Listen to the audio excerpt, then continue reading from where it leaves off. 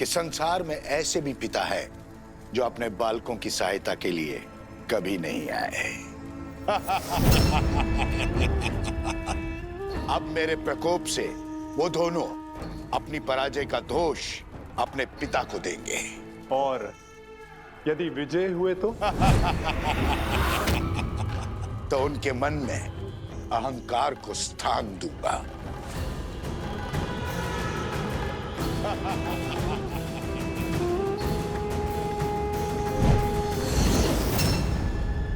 अब उन्हें सत्य बताना मेरा दायित्व है।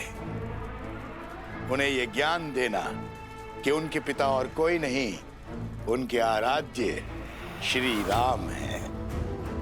और जिस सीता से मिले बिना वो उसके कष्ट को जानकर इतने विचलित हो गए, वो और कोई नहीं, उन्हीं की माता है जिसका राम ने त्याग किया है।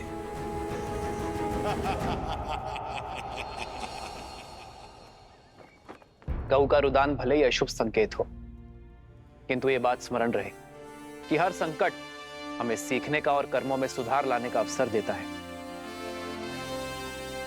और जैसे आर्य सुमंत ने बताया कि गऊ के रुदान का कारण उसके बछड़े से उसका विरह था, जिसे शीघ्र ही ढूंढकर उसकी माता से पुनः मिलाने का आदेश है। महाराज, ये तो नहीं पता कि आपने ऐसा क्यों किया, किंतु क्या शत्रुघ्न को अश्व से दूर रखने का आदेश उचित है? शक्तिशाली राष्ट्र सबसे पहले आक्रमण नहीं करता भरत, और जिस राजा की अयोध्या के अश्वमेध यज्ञ को चुनौती देने की इच्छा है, उसे भी तो युद्ध के लिए सज्ज होने का अवसर मिलना चाहिए। और यदि इस बीच किसी कारणवश अश्व की मृत्यु हो जाए तब क्या होगा? अश्व की मृत्यु तभी संभव है जब यज्ञ देवता कुपित हो। यज्ञ देवता का प्रभु श्री राम पर कोपित होना तो असंभव है। संभव है। असंभव? जितनी पवित्रता से भैया ने ये यज्ञ करवाया है, यज्ञ देवता का कुपित होना असंभव है गुरुदेव। यज्ञ में दी आहुति यदि यज्ञ देवता ने ना स्वीकारी तो वो कुपित होंगे। परंतु यज्ञ देवता आहुति स्वीकार करेंगे क्यों नहीं? क्योंकि यज्ञ में मंत्रोच्चार केवल महाराज राम ने किया है, उनकी पत्नी ने नहीं। परंतु महारानी की मूर्ति मंत्रोच्चार कैसे कर सकती?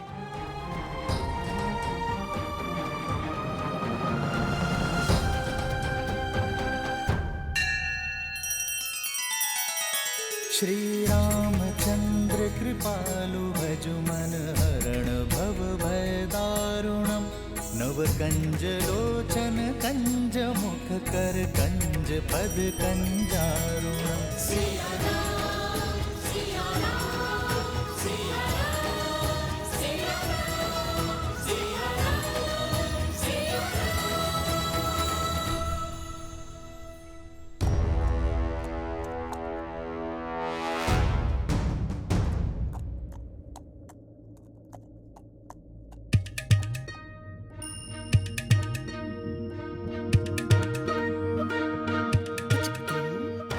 क्या लाए हो तुम?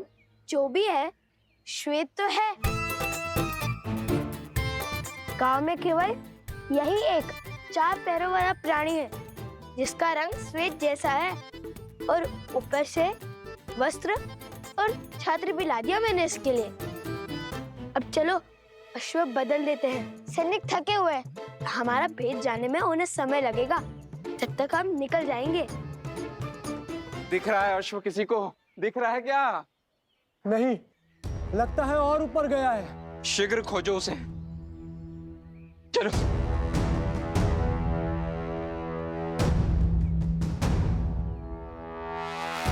हमें सैनिकों का ध्यान भटकाना होगा। जो आ गया भैया, आप अश्व को पकड़िए, मैं अश्व की ध्वनि निकालता हूँ, उनका ध्यान भटकाता हूँ। ये अश्व की ध्वनि है या फिर गधे की? पर भैया गधा तो डी चौ करता है।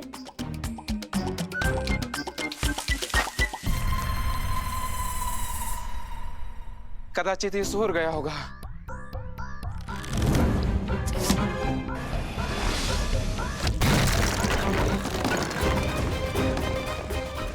इस और क्या ध्वनि है?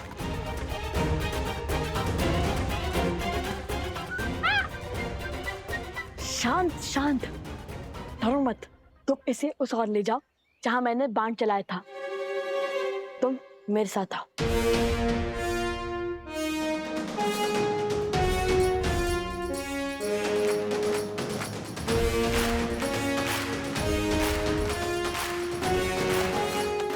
स्मरण है ना हमें अश्व को कैसे रोकना है? कैसे रोकना है? ये बात कब हुई? तो तुम्हें क्या लगता है भगवान वाल्मीकि ने हमें मिथिला के प्रवास के लिए क्यों भेजा था? ओ, स्मरण है। इस प्रवास की तैयारी के लिए।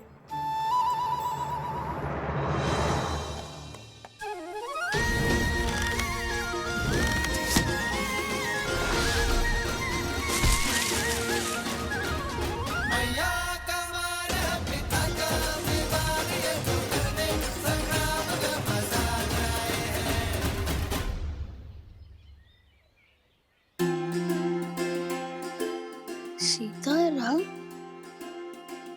भैया, ये तो वही अश्व है। राम सिया राम जय जय राम। राम सिया राम जय जय राम। कदाचित इसका हमारा और सीताराम का कोई ना कोई संबंध अवश्य है। क्यों मित्र, हम स्मरण है ना? उस गधे से भय तो नहीं लगा?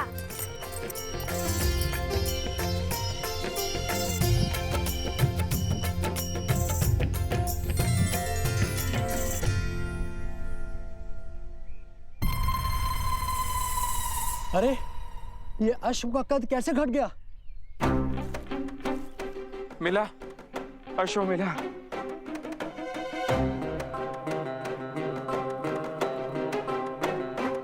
रंग भी बदला बदला सा लगता है। इस काले पर्वत में उसका रंग धूमिल सा हो गया होगा। पर इस पर छत्र तो है, पर अश्व जैसा नहीं है। एक ही वाक्य में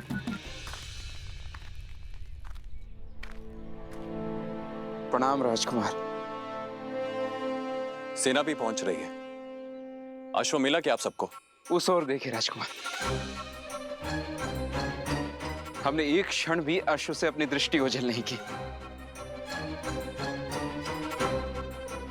आदेश यज्ञ के अश्व पर दृष्टि रखना था सेनापति। आप लोग यहाँ क्या वनगमन कर रहे हैं? अश्व के पीछे ही गमन कर रहे हैं राजकुमार। ये क्या आपको अश्व दिखाई दे रहा है?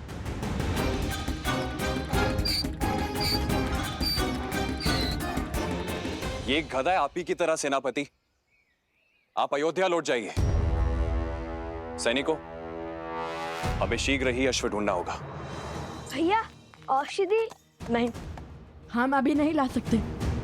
वो देखो, पर्वत पर सैनिक है, हम पकड़े जा सकते हैं। सर्वप्रथम हम स्वर्ण कमल लेकर आते हैं, फिर इसको पास के किसी गांव में छुपा देंगे।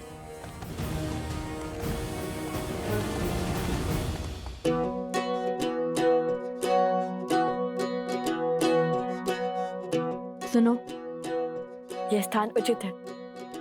यहाँ पर कोई भी अश्व को नहीं ढूंढ पाएगा।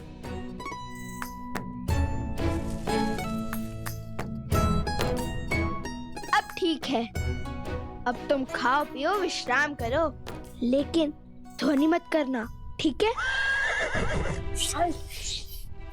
ध्वनि मत निकालना।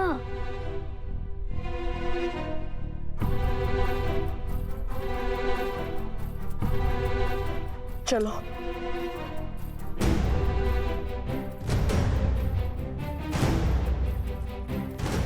अरे, अब क्यों छुप रहे हैं हम?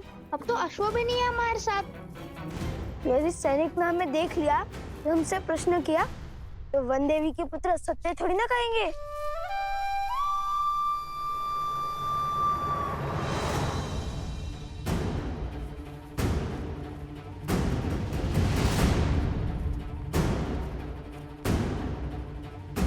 त्रिवेणी धाम निकट ही है, शीघ्र चलो।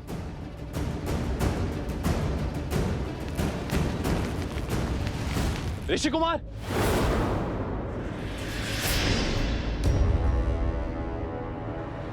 भागो! अरे रुकिए ऋषि कुमार।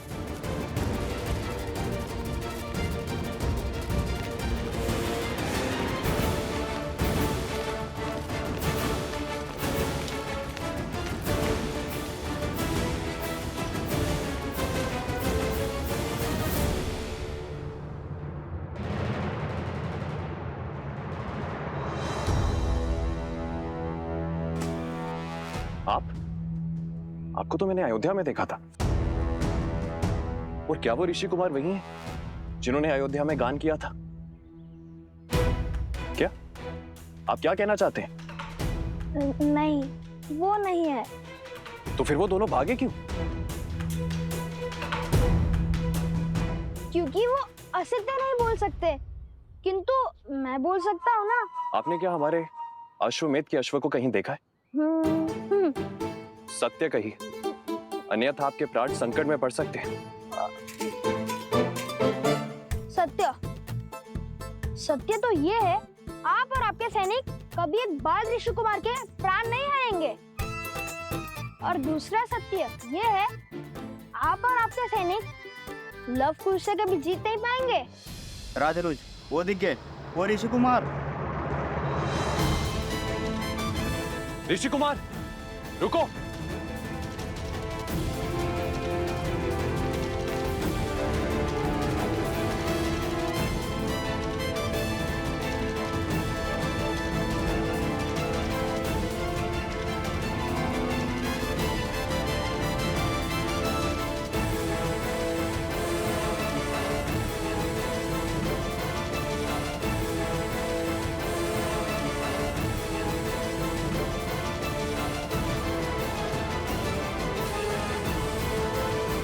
इन्हें यही छोड़ सकते हैं, किंतु रन छोड़ना कायरता तो नहीं होगी ना? कभी कभी रन छोड़ते हैं ना, ये सबसे बड़ी रणनीति है।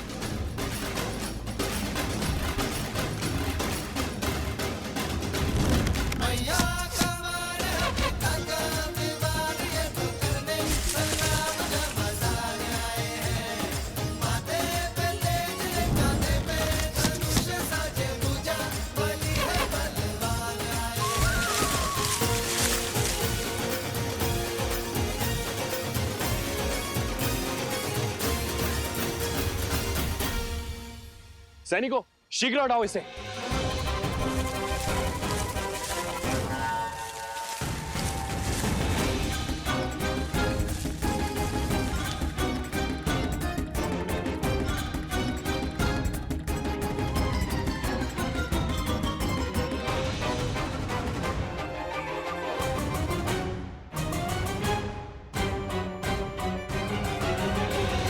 आज तक तो केवल रुके थे, अब फंसेंगे।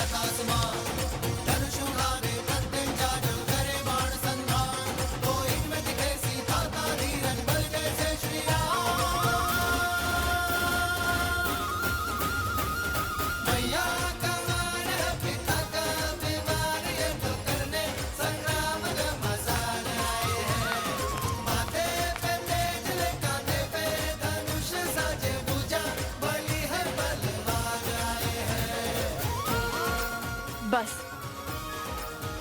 अब वो यहाँ फंस जाएंगे। पर हमें अधिक समय मिल जाएगा।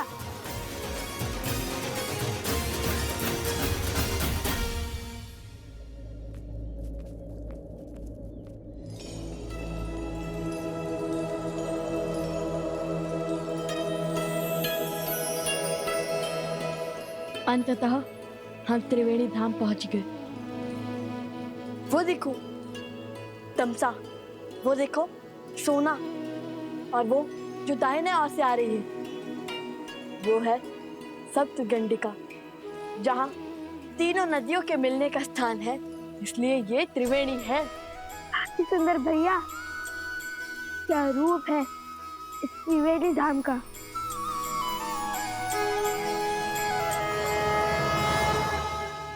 भैया अभी आंखें मूंदी तो मन में एक विचार आया।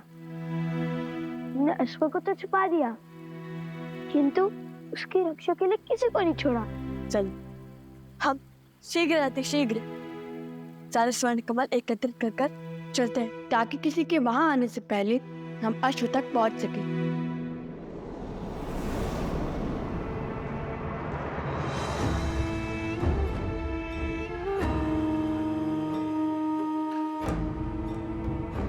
आओ प्रबंधासुर, देखो तुम्हारे परम मित्र और मेरे प्रिय पुत्र चंद्रबाहु की मृत्यु का प्रतिशोध लेने की घड़ी आ गई है।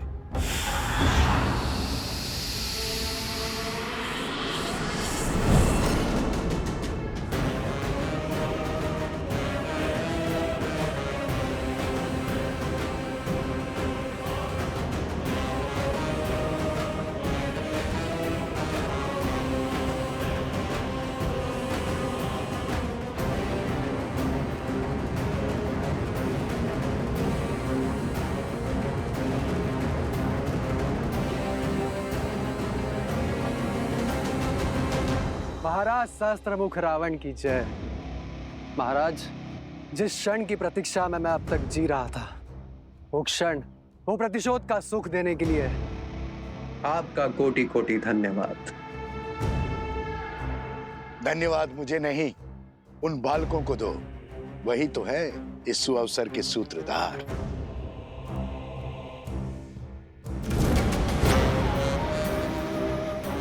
मैं उस अश्व को मारकर उस राम के अश्वमेध यज्ञ को असफल कर दूंगा। वो जिस मर्यादा धर्म की ध्वजा लहराना चाहता है, उसे मैं तार तार कर दूंगा। कदापि नहीं। हमारे प्रतिशोध की पूर्ति इस अश्व की मृत्यु से नहीं होगी। जैसा मैं कहता हूं वैसा करो। किंतु महाराज, सामने खड़े सुअवसर को केवल मूर्ख ही गवाते हैं। मैं इस अश्व को मारकर सीधा राम को युद्ध के लिए ललकारूंगा। फिर वो तो क्या, उसके समस्त परिवार को समाप्त कर दूंगा मैं। अपनी क्रोधाग्नि को शांत करो, बल से नहीं बुद्धि से काम लो। वचन देता हूं, प्रतिशोध का ऐसा भव्य सुख दूंगा तुम्हें, जिसमें राम और उसका परिवार स्वयं ही एक दूसरे की मृत्यु का कारण बनेंगे। सोचो, एक बार में सबको मारने में आनंद आएगा या उन्हें स्वयं ही एक एक करके एक दूसरे को मारते हुए देखने में आनंद आएगा। और अपनी योजना के लिए मैंने तुम्हें चुना है, क्योंकि छल में तुम्हें मात देना असंभव है। तुम कभी भी कोई भी रूप धरकर किसी भी वस्तु में प्रकट हो सकते हो। मैं चाहता हूं कि तुम यज्ञ के अंत तक इस अश्व के साथ रहो। वो लवकुश बहुत संस्कारी और साहसी है। तुम मेरे साथ मिलकर इस अश्व को इक्ष्वाकु वंश के अंत का साधन बनाओगे। परंतु महाराज, किंतु परंतु यद्यपि कुछ नहीं सुनना है मुझे।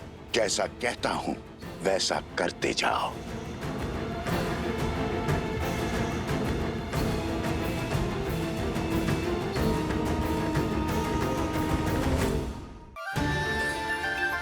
माता पिता के लिए संतान के प्रेम से मूल्यवान और कुछ नहीं हो सकता, फिर चाहे वो देव हो या दानव, मानव हो या पशु।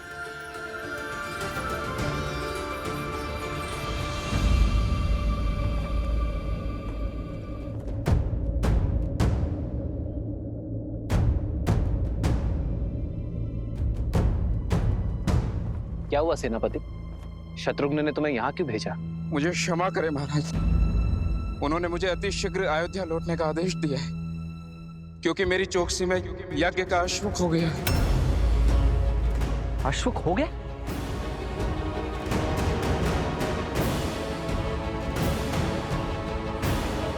और अब वो स्वयं अश्व को खोज रहे हैं। यज्ञ का अभिमंत्रण आसुरी शक्तियों और दुर्घटनाओं से बचाता है। किंतु केवल तब जब देवताओं का आशीर्वाद हमारे साथ हो।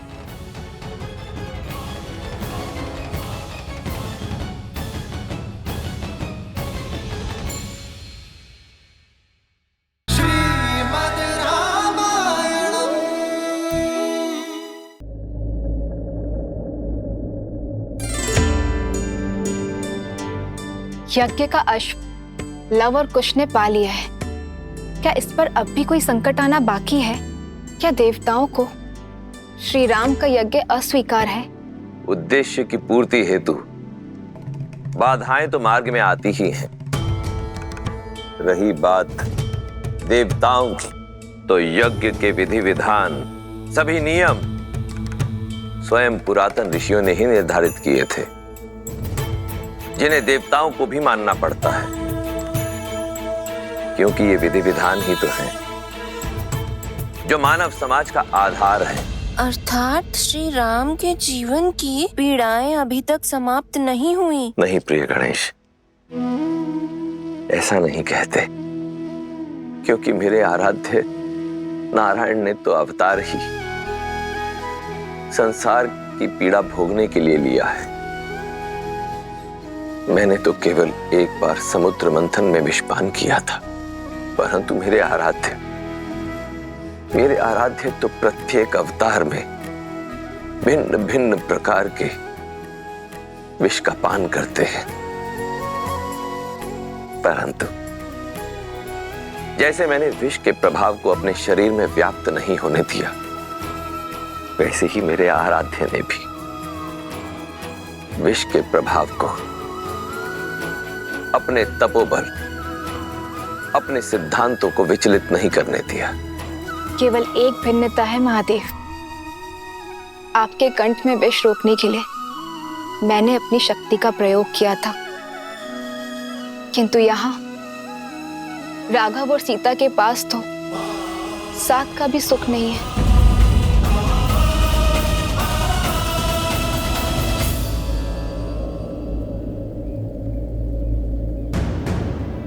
मिला क्या? स्वर्ण कमल छोड़िए, मुझे तो साधारण कमल भी नहीं दिख रहा।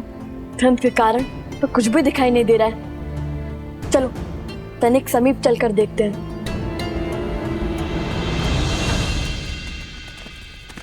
देखो पद चिन्ह।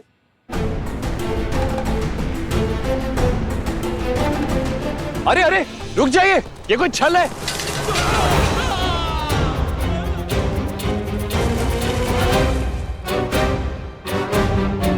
हमें अपने सैनिकों को बचाना होगा।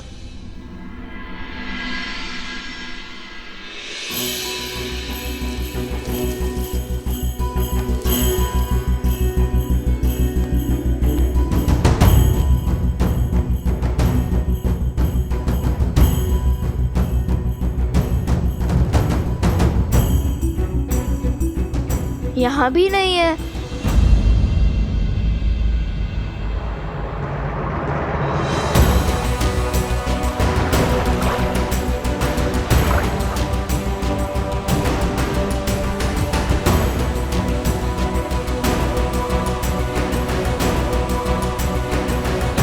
भैया मिल गया, कमल मिल गया भैया।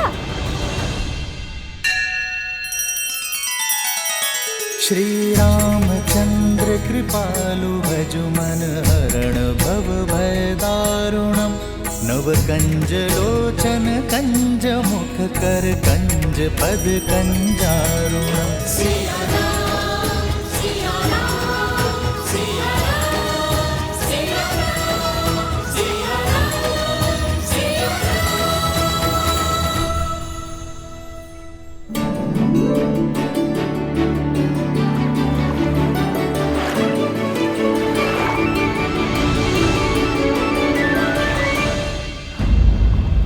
हाँ कमल तो है, किंतु स्वर्ण कमल नहीं। आज सोम हमारे साथ नहीं है, तब भी दुर्भाग्य हमारा पीछा ही नहीं छोड़ रहा। हाँ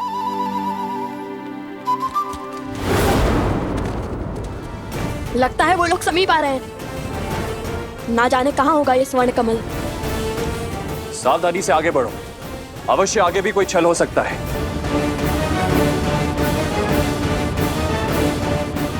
कुश, कहीं हम कुछ भूल तो नहीं रहे?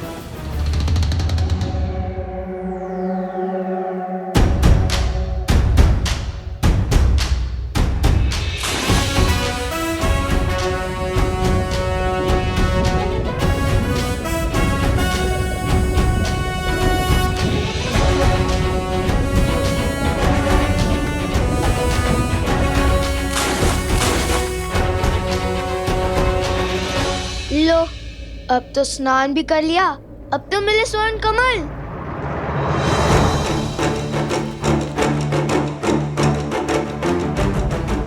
भैया, ये आने वाले हैं। चलिए पानी के भीतर छुप जाते हैं। ऐसे कब तक छुपेंगे कुश? और यदि वो भी जल में उतर गए तो? अब ये सोचो कि हम चूक कह रहे हैं। और यदि भगवान वाल्मीकि ने कहा है तो दिव्य स्वर्ण कमल भी तो यही होने चाहिए ना?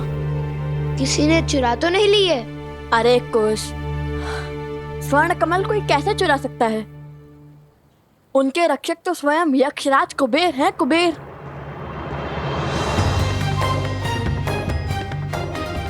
तो यहाँ चूक हुई है हमसे। कुबेर मंत्र का जाप करने को कहा था गुरुवर भरद्वाज ने हमें।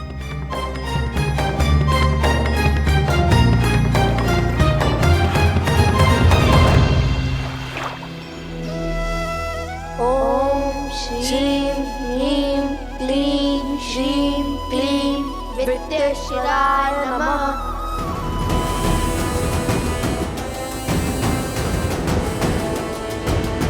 नदी की ओर चलिए। अवश्य ही वो अपनी प्यास तृप्त करने नदी की ओर भागे होंगे। ओम श्रीं ह्रीं क्लीं श्रीं विद्येश्वराय नमः।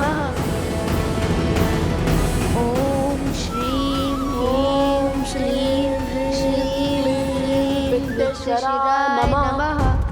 ओम श्रीं ह्रीं क्लीं श्रीं क्लीं विद्येश्वराय नमः। ओम श्रीं ह्रीं क्लीं श्रीं क्लीं विद्येश्वराय नमः। ओम श्रीं ह्रीं क्लीं श्रीं क्लीं विद्येश्वराय नमः। हे तमसा माता, सहायता कीजिए हमारी। हमारी माता भी आप ही की भांति हैं, प्रकृति का अंग। आप जल देवी हैं और हमारी माता वन देवी हैं। बचाइए हमें तमसा माता। विद्येश्वराय नमः। ओम श्रीं ह्रीं क्लीं श्रीं क्लीं विद्येश्वराय नमः। आपके पुत्रों को हमारा आशीर्वाद प्राप्त करने के लिए नदी में स्वयं स्नान करना होगा और आपकी संतानों की सुरक्षा हमारा दायित्व है।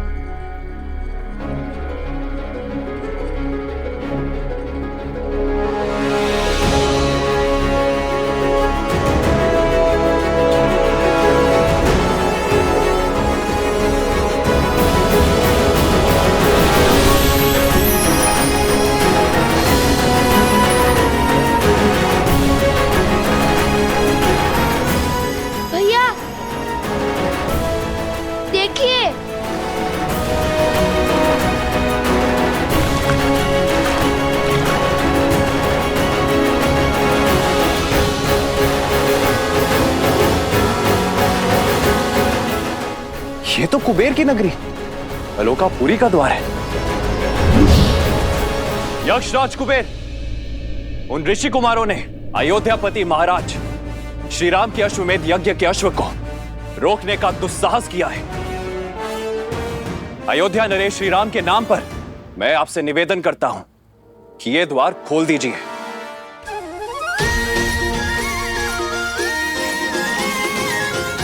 ये तो अवश्य ही यक्षराज कुबेर की नगरी आलोकपुरी लगती है। ठीक वैसा ही है ना, जैसा हमारे गुरुवर ने पढ़ाया था। भैया, महल का द्वार खुल चुका है, चलो भीतर चलते हैं। यदि कोई मिला तो उनसे स्वर्ण कमल का पता पूछ लेंगे।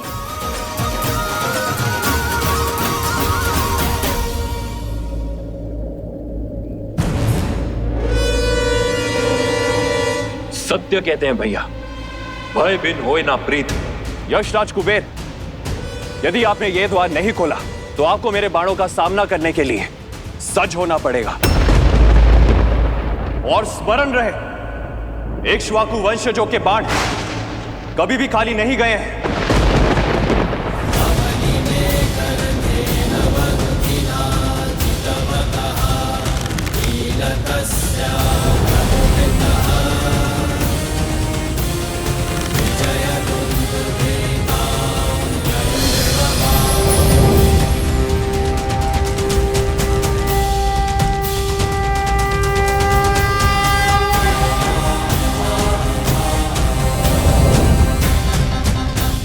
प्रणाम राजानुज शत्रुघ्न। प्रणाम।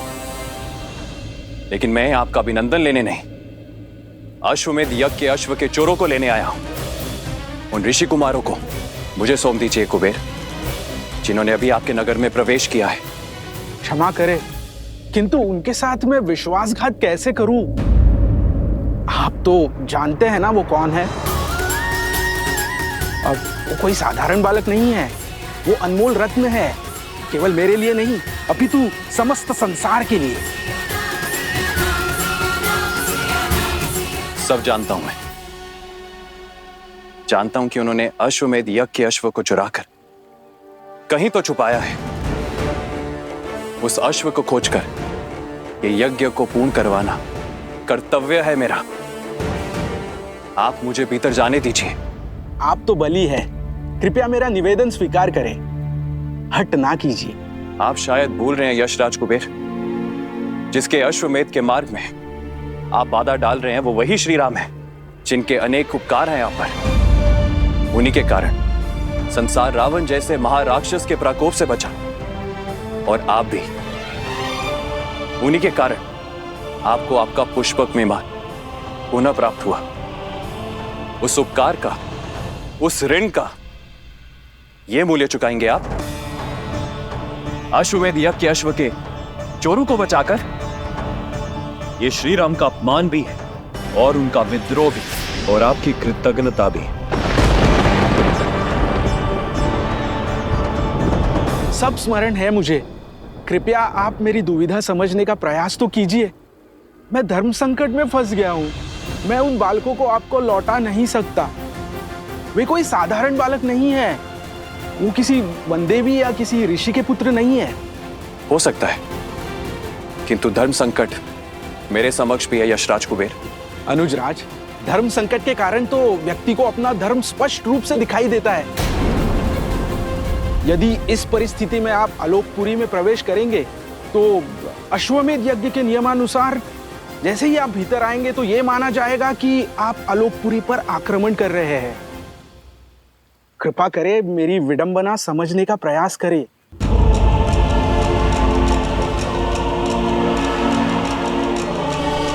ठीक है, खेलिए दाव, पर भूलिएगा मत, चोर का सहायक भी चोर ही होता है कुबेर।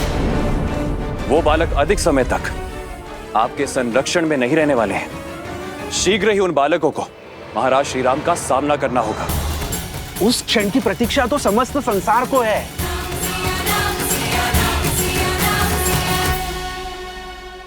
सहस्त्र मुख की माया यही जाने कैसे कैसे दांव खेलता है ये। मेरा मन तो कहता है कि अभी इस अश्व को मारकर अपने प्रतिशोध की धधकती ज्वाला को बुझा लूं।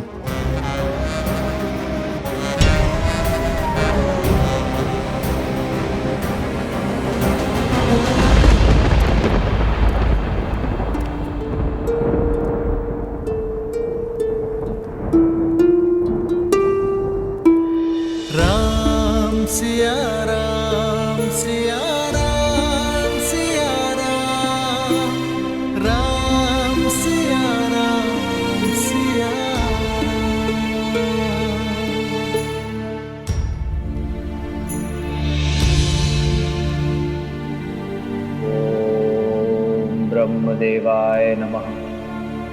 ओम ब्रह्मदेवाय नमः। हे ब्रह्मदेव, आप तो संसार के निर्माता हैं। जीवन दाता है, इस धरा पर हो रहे हर यज्ञ के कर्ता धर्ता है। मेरी आपसे विनती है ब्रह्मदेव, इस विकट परिस्थिति में मेरी सहायता कीजिए। ये राम सीता के सिवाय और किसी का नहीं हो सकता। ना मैं पुनर्विवाह कर सकता हूं और ना ही ये राज्य छोड़ सकता हूं। अश्वमेध यज्ञ की सफलता धर्म की रक्षा के लिए अति आवश्यक है। जो मूरत मेरी सीता की सूरत है, जो इस यज्ञ के लिए मंत्र नहीं पढ़ पाई, यदि देवता उससे रुष्ट है तो यह यज्ञ असफल हो जाएगा ब्रह्मदेव। धर्म हार जाएगा। मेरी सहायता कीजिए ब्रह्मदेव।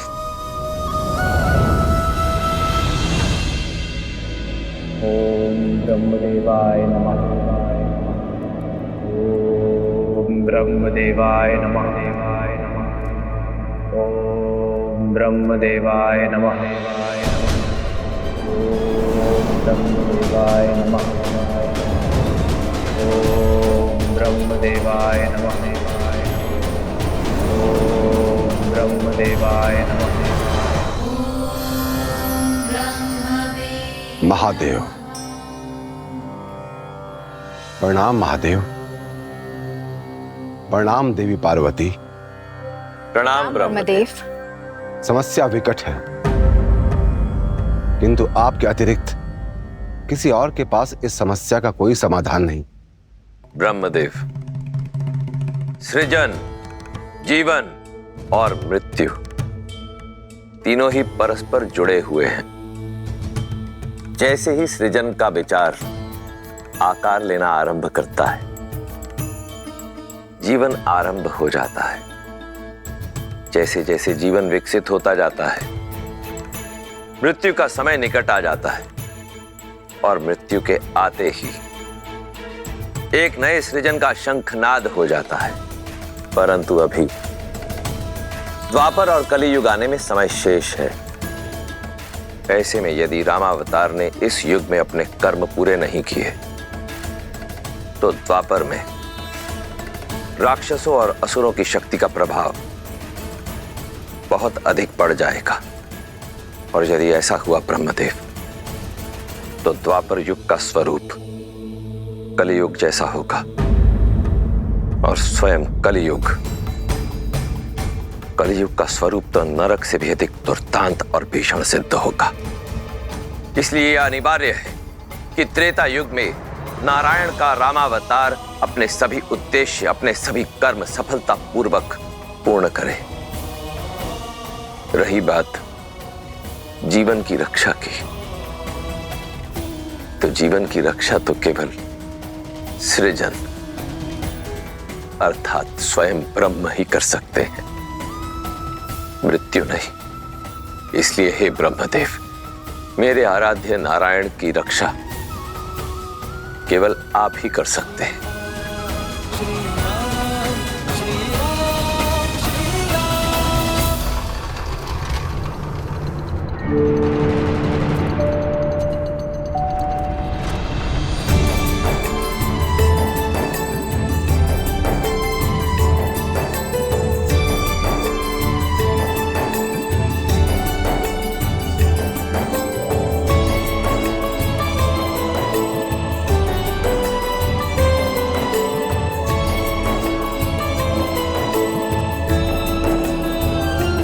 अद्भुत, ये महल तो पूरा स्वर्ण से बना है।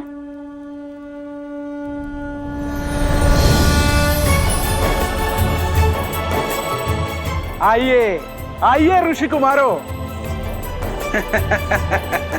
मेरी नगरी अलोकपुरी में आप दोनों का स्वागत है। कहिए, किस प्रयोजन से आना हुआ? प्रणाम कुबेर देव।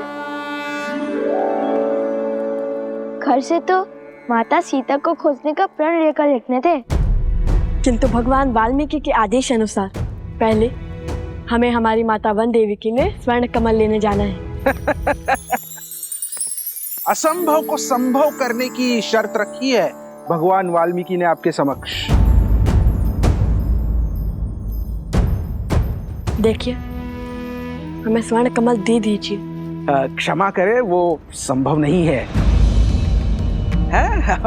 मेरी बात मानिए कुमारों, आप आश्रम लौट जाइए और अपना जीवन तपस्या में लगाइए।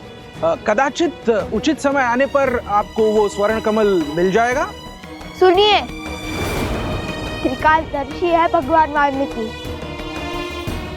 यदि उन्होंने हमें स्वर्ण कमल लाने के लिए कहा है तो वो हमारे माता सीता तक पहुंचने का मार्ग बनेंगे। विनती कर रहे हैं, दे दीजिए स्वर्ण कमल, अन्यथा बल से छीन लेंगे।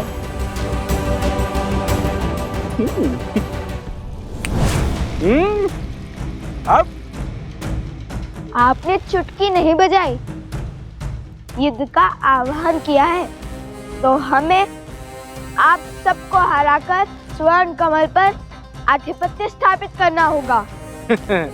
मैं सज्ज हूं।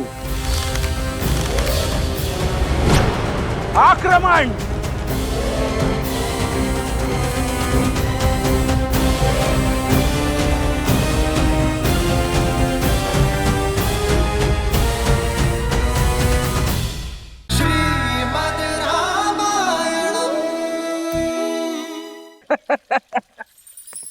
असंभव को संभव करने की शर्त रखी है भगवान वाल्मीकि ने आपके समक्ष।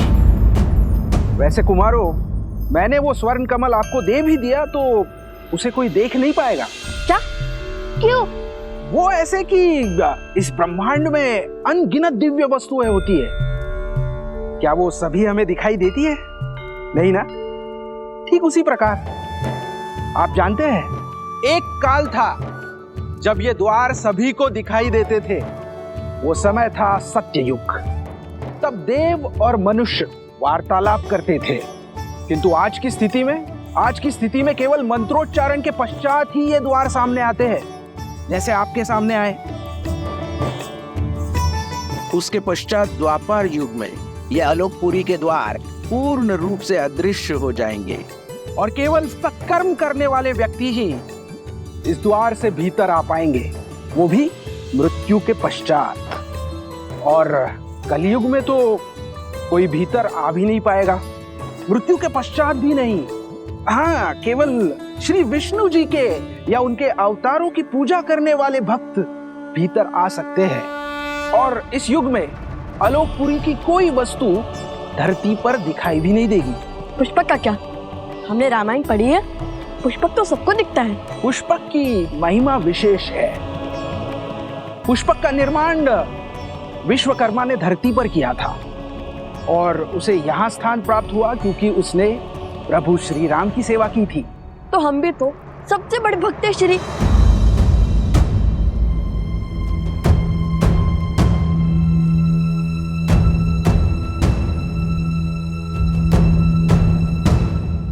देखिए, हमें स्वर्ण कमल दे दीजिए। हमारे भगवान वाल्मीकि के आदेश का उल्लंघन नहीं कर सकते।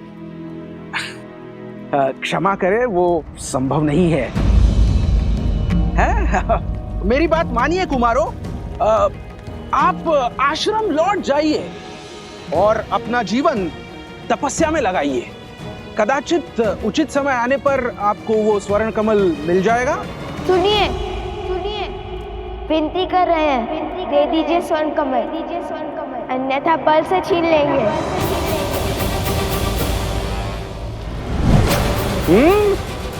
अब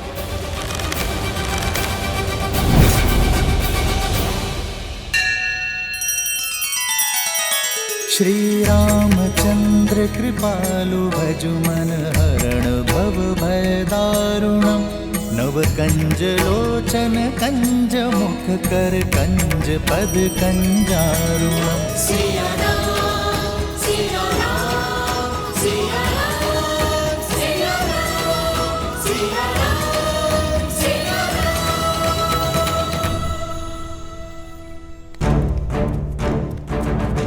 कुछ ये यक्ष है, हम इन पर प्रहार नहीं कर सकते। पर ये हम पर प्रहार करने से चुकेंगे नहीं। परंतु मैंने ये भी नहीं कहा कि हम अपना बचाव भी नहीं कर सकते।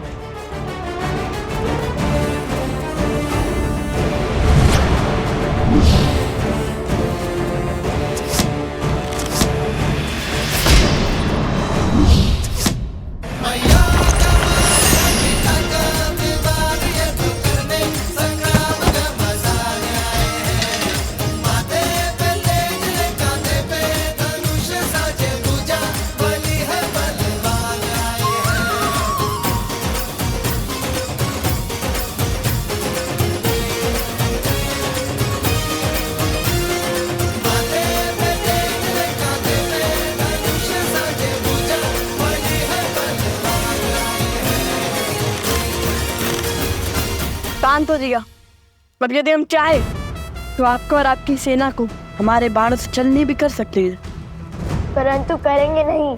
हमें स्वर्ण कमल दे दीजिए और ये अध्याय यही समाप्त कीजिए।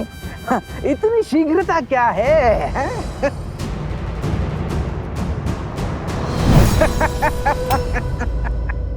ओम ब्रह्मदेवाय नमः। ओम ब्रह्मदेवाय नमः। एक किरण जो अपने प्रकाश से उन्हें जीवन देती है, सोए हुए मन में ऊर्जा भरती है। सीते, आप मेरे वही सूर्य हैं, हमें एक होने से कोई नहीं रोक सकता। यदि सीता के प्रति मेरा प्रेम, हमारा प्रेम और समर्पण अटूट है ब्रह्मदेव,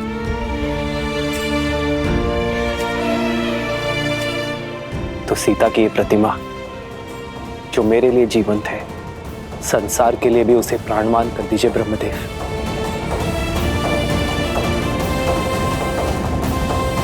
ओम ब्रह्मदेवाय नमः।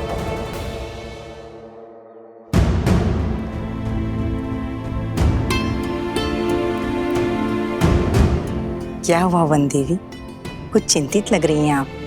मन विचलित था तो सोचा ऋषि भारद्वाज से मिल लो, किंतु गुरु माँ वो ना तो अपने कुटीर में है और ना ही ध्यान क्षेत्र में। ऋषि भारद्वाज अपने आश्रम में है, ब्रह्मदेव जयंती की सज्जा का अवलोकन कर रहे हैं। वो हर वर्ष भव्य पूजा करते हैं ब्रह्मांड के सृजनकर्ता को प्रसन्न करने के लिए। अभी कुछ समय में लौट आएंगे। यदि ऐसा है तो गुरु माँ मुझे आज्ञा दीजिए, मैं जाके उनका मंदिर स्वच्छ कर देती हूँ। किसी कार्य में व्यस्त रहूंगी तो मन भी विचलित नहीं होगा। क्यों नहीं पुत्री, तुम्हारी श्रद्धा के दीप से पूरा आश्रम जगमगाएगा।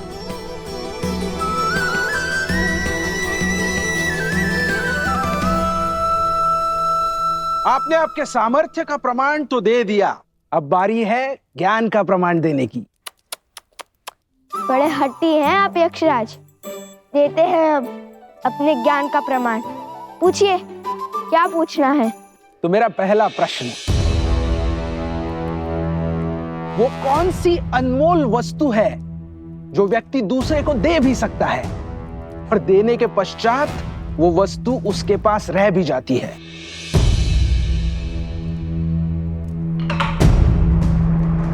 प्रेम। प्रेम बांटने से घटता नहीं है, कभी कभी दुगना लौट कर भी आता है। अति उत्तम। अब दूसरा प्रश्न, साहसी व्यक्ति के लिए सबसे कठिन कार्य कौन सा होता है? कर्म करना या कर्म से बचना? कभी कभी पग पीछे धरने से अधिक साहसी कुछ नहीं होता। कई परिस्थितियों में हमें अपने अभिमान का बलिदान देना होता है, कर्म करने से बचना पड़ता है, जैसे श्री राम ने किया था। यदि वो चाहते तो एक ही बार में रावण को हरा माता सीता को ले आते, किंतु उन्होंने अभिमान का नहीं धर्म का पथ चुना। अद्भुत। अब अंतिम तीसरा प्रश्न, वहाँ हम अश्व को अकेला छोड़कर आए हैं और यहाँ आपके प्रश्न समाप्त ही नहीं हो रहे। अब तो प्रतिशोध के साथ साथ क्रोध की ज्वाला भी धधक रही है मेरे मन में। अब निर्णय तुम नहीं, मैं लूंगा शास्त्र मुख, मैं।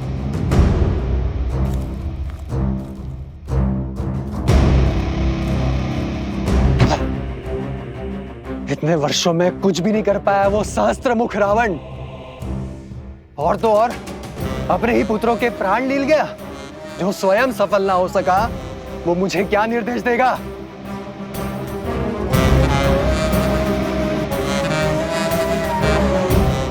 शीघ्र पूछिए ना, हमारे पास अधिक समय नहीं है। हाँ हाँ, इतनी शीघ्रता क्यों है? कुमारो, तनिक थोड़ा धैर्य तो रखो। अब तीसरा और अंतिम प्रश्न, बताइए, दुख, कष्ट, पीड़ा व्यक्ति को क्यों होती है? उसके पीछे कोई उद्देश्य है या केवल नियति?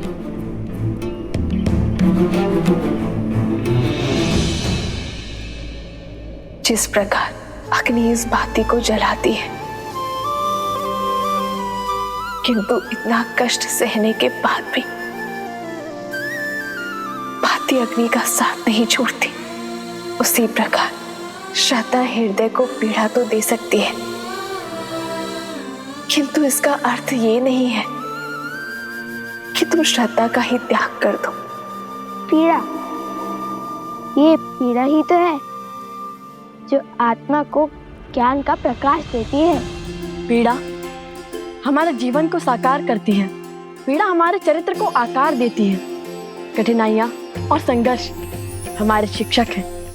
पीड़ा व्यक्ति के व्यक्तित्व को प्रकाशित करती है। ठीक उसी प्रकार जिस प्रकार बाती स्वयं जलकर अंधेरे कक्ष को जगमग करती है।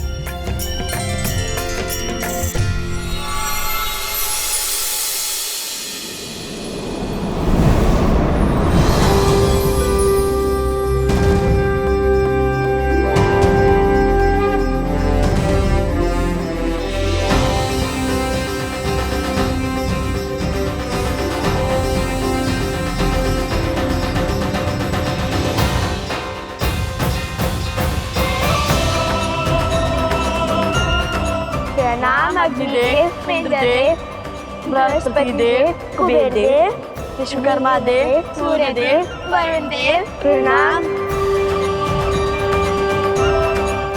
आयुष्मान भव पुत्र, आप दोनों अपनी परीक्षा में निपुण हुए और ये सिद्ध कर दिया कि आप दोनों केवल बल में ही नहीं अपितु बुद्धि से भी धनी हैं। हमें देखना चाहते थे कि आप ये दुर्लभ स्वर्ण कमल पाने योग्य हैं भी या नहीं। अरे फिर तो ये प्रश्न सबसे पहले पूछना चाहिए था यक्ष राज कुबेर जी को, हम उसी क्षण उत्तर दे देते। हमारा इतना समय तो व्यर्थ ना होता। जानते हैं कितना दायित्व है हमारे कंधों पर। तो अब हमें अपने भूल की भरपाई करनी होगी। हम आपके बल और बुद्धि दोनों से अति प्रसन्न हैं। उपहार और आशीर्वाद स्वरूप कुछ दिव्य अस्त्र स्वीकार कीजिए। आपको शीघ्र ही इनकी आवश्यकता पड़ेगी। आप दोनों जब चाहे इन अस्त्रों का आवाहन कर सकते हैं।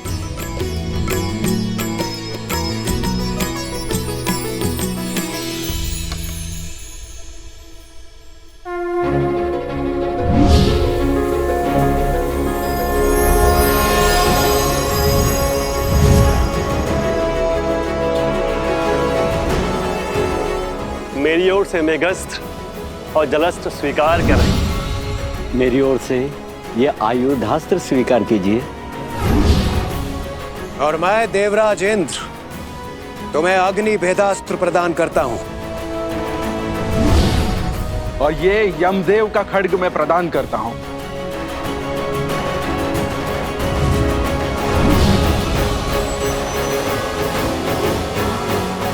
धन्यवाद देवतागण। हम आप सबको वचन देते हैं कि हम इन दिव्यास्त्रों का सदुपयोग ही करेंगे। और अब मेरी ओर से यह स्वर्ण कमल स्वीकार करें।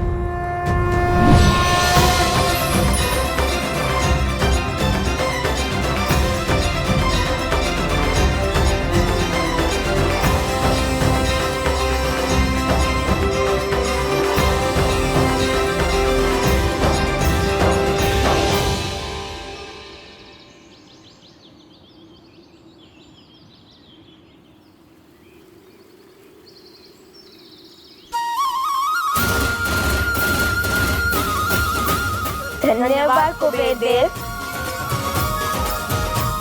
भैया, माता कितनी प्रसन्न होगी ना ये सुनकर कि हमने इतने सारे दिव्य अस्त्र पा लिए।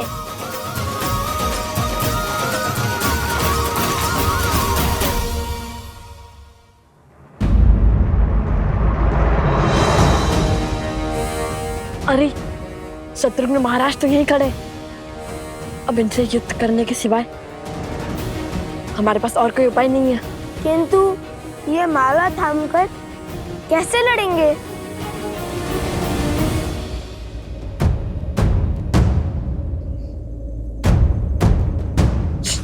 धीरे बोलो, देखो हमें देख नहीं पा रहे। दृष्टिहीन सैनिक? यदि दृष्टिहीन होते तो सेना का भाग कैसे बनते?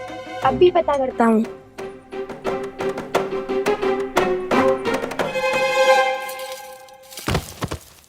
कौन है वहां? तुम्हारा काल।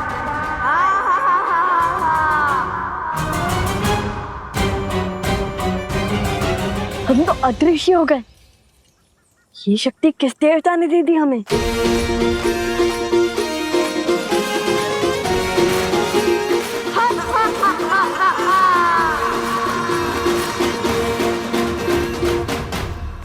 अयोध्या के सैनिकों को कायरता शोभा नहीं देती। माया का प्रयोग कर रहे हैं वो। अधिक देर तक नहीं बचेंगे वो। खोजिए उन्हें, यहीं कहीं छुपे होंगे वो।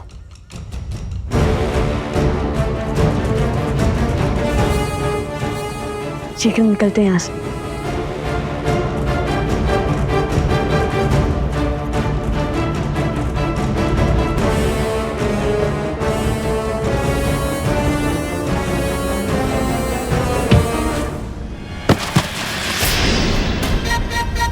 कौन है? कौन है वो?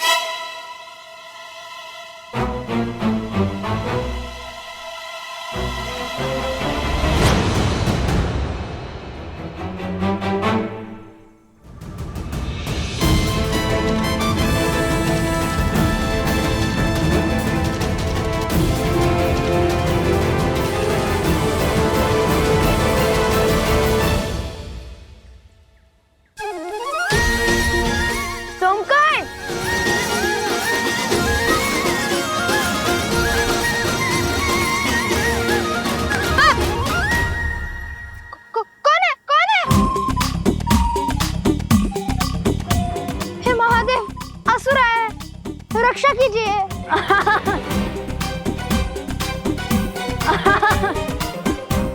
कुश, भ्राता लव? नहीं कुश, हम ही हैं सोमकरण। सच में? किंतु आप है कहाँ? हम तुम्हारे सामने हैं।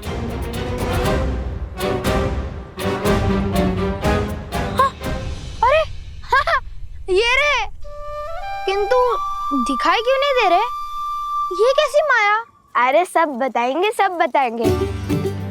किंतु अभी तुम अपना हाथ आगे करो और ये माला पकड़ो। बहुत भारी है, मैं थक गया हूँ।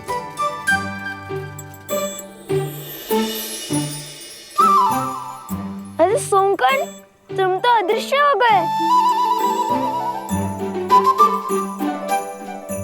और तुम दिखाई देने लगे। ये कैसे हुआ? अर्थात ये कोई दिव्य शक्ति नहीं, इस दिव्य स्वर्ण कमल की माया है। अरे लाओ लाओ सोमकर्ण, बस अब हो गया। अब मेरी थकान दूर हो गई।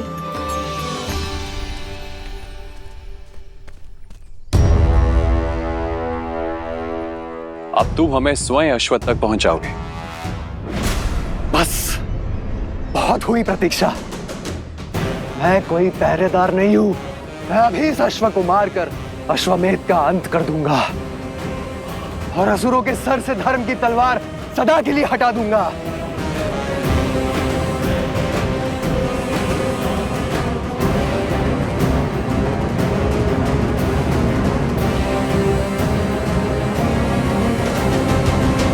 अब चलो, शीघ्र चलते हैं। अश्व हमारी प्रतीक्षा कर रहा होगा। हाँ ठीक है भैया, चलिए चलते हैं। हम ये माला अश्व को पहना देंगे, किंतु माता को नहीं देंगे। यदि माता दृश्य हो गई तो? यदि वो मेरी दृष्टि से एक क्षण के लिए भी ओझल हो गई तो मैं विचलित हो जाऊंगा।